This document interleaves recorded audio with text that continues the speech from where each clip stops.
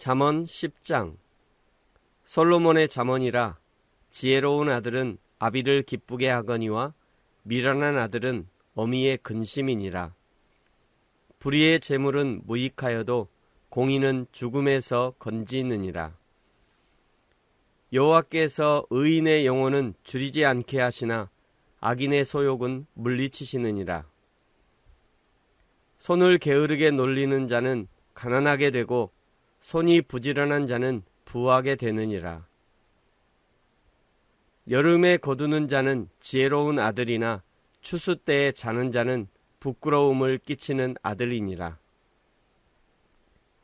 의인의 머리에는 복이 임하나 악인의 입은 독을 머금었느니라.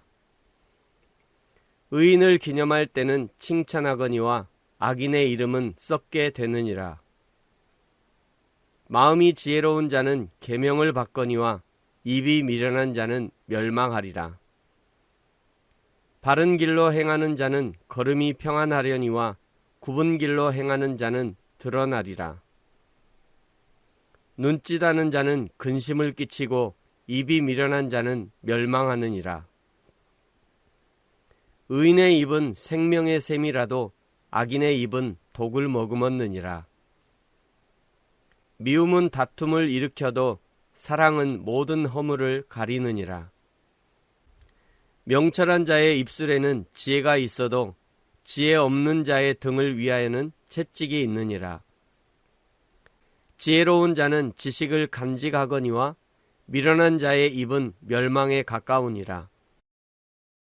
부자의 재물은 그의 견고한 성이요 가난한 자의 궁핍은 그의 멸망이니라.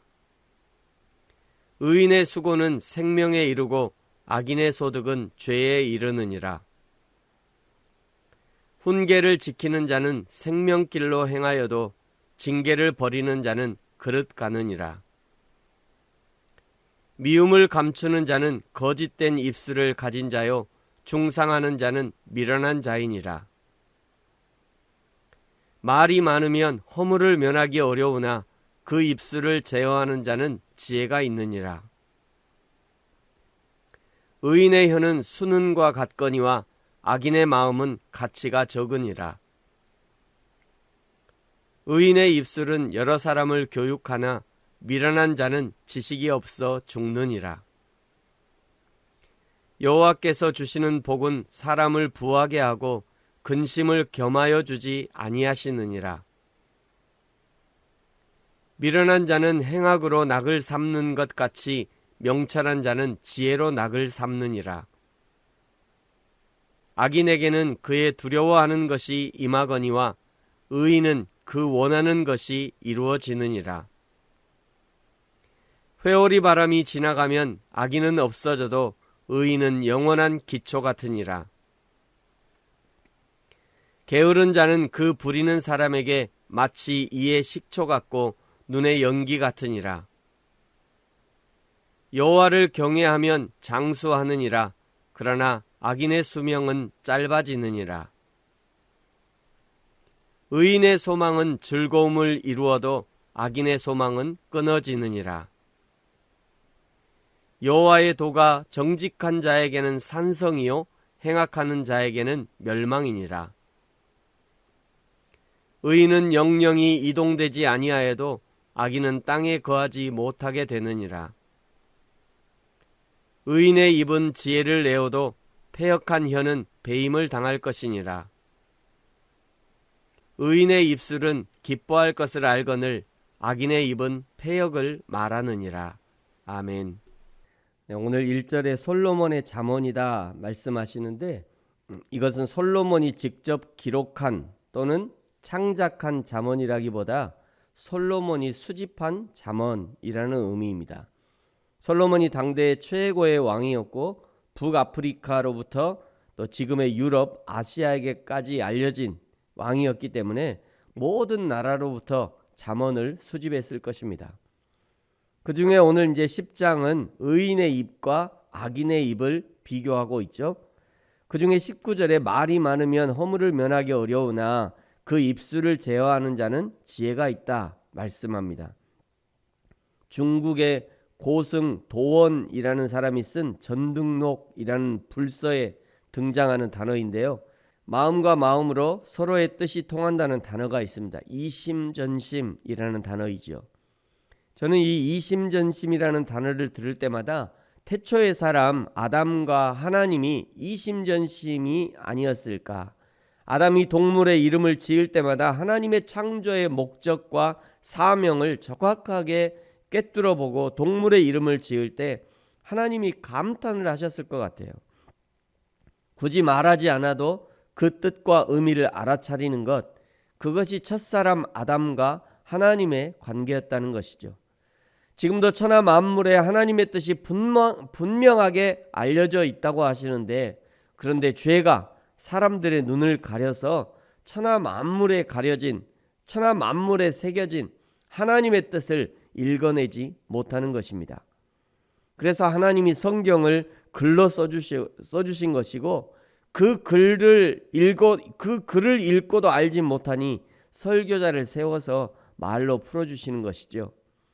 그러니까 뭔가 말로 설명하는 것보다 더 높은 차원은 글을 보고 알아듣는 것입니다.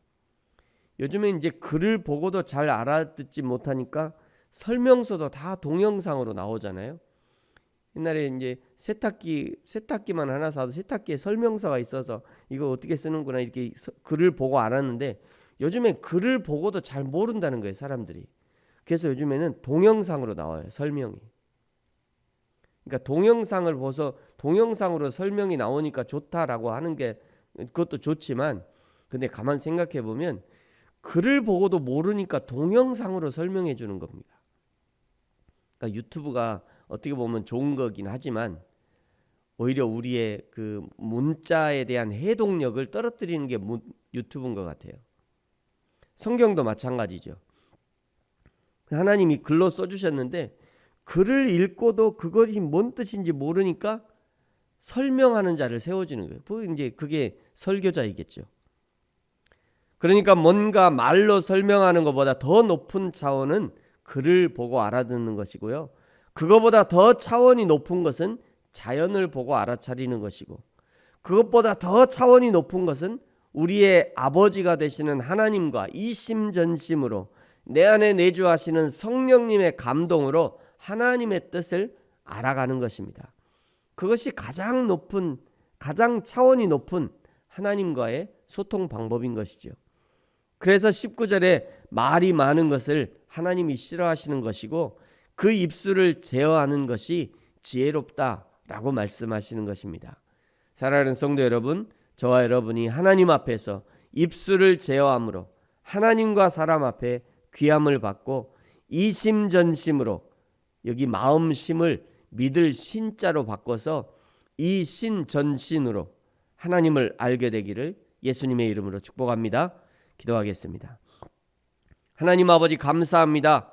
우리에게 입술을 제어할 수 있는 지혜를 주시고 많은 말로 책 잡히는 것이 아니라 오히려 겸손히 침묵함으로 하나님의 뜻이 이루어지게 하시고 내 안에서 말씀하시는 성령님의 인도하심에 이심전심으로 알아듣고 순종할 수 있는 믿음이 오늘 우리에게 있게 하여 주옵소서. 감사합니다. 예수님의 이름으로 기도합니다.